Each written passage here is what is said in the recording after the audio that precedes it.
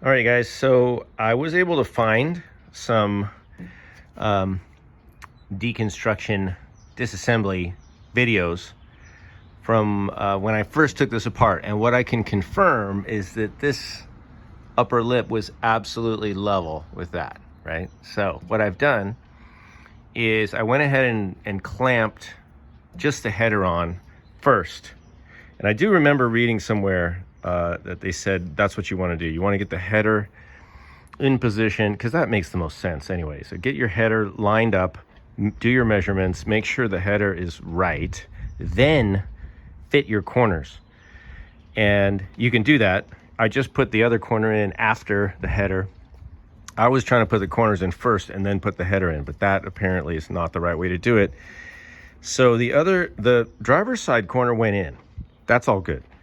This, I tried to kind of pound it in with a dead blow hammer, and you can see right now, right there, that we're a good 1/4 to 3/8 of an inch shy of making this fit up in here.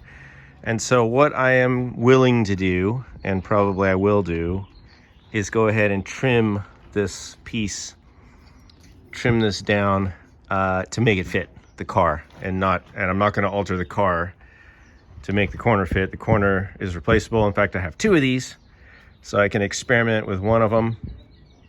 If I trash it, I have a backup.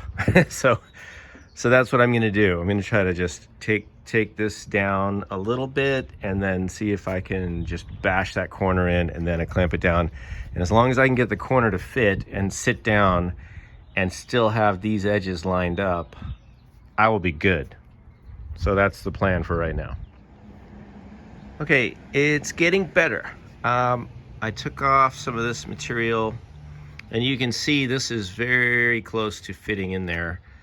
However, I need to get this whole thing up higher. So I think this will be okay. This looks like it's gonna all snap into place. Now, the one thing that I think is preventing me from getting this to be seated, and I'll try to show you guys, is the other side up here. And can you see how much overlap there is there? You see that? So that's quite a bit. I guess I'm just gonna have to take this, shave that down again. Just the way it is. So I'm gonna do whatever I need to do, because this is looking good up here. And this is the most important thing, is to make sure that this is there.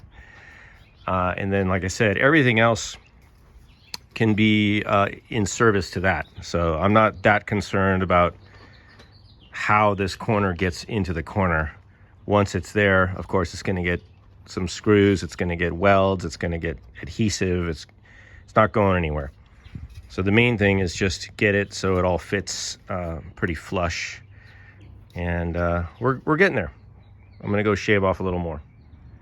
All right, guys, much better. So I've got the header sitting even with the top of the A-pillar, just like it was when I took it apart. I've got, I trimmed this down a lot, and I might have to trim it a little more. I don't know, I guess the thicker part of this extends up farther. So you can see here, still not quite sitting down far enough, but you know, that'll get taken care of. This still a little out, but again, this is all windshield stuff. This all gets covered, and so it's not that big a deal.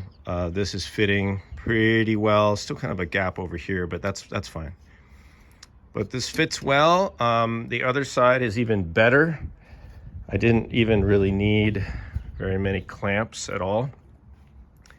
I do need to get in here and just fit it a little better, but you can see right away, if I show you that, see, that's what it should look like. And then over here, really nice, just boop, and a little gap, and the corner right where it should be.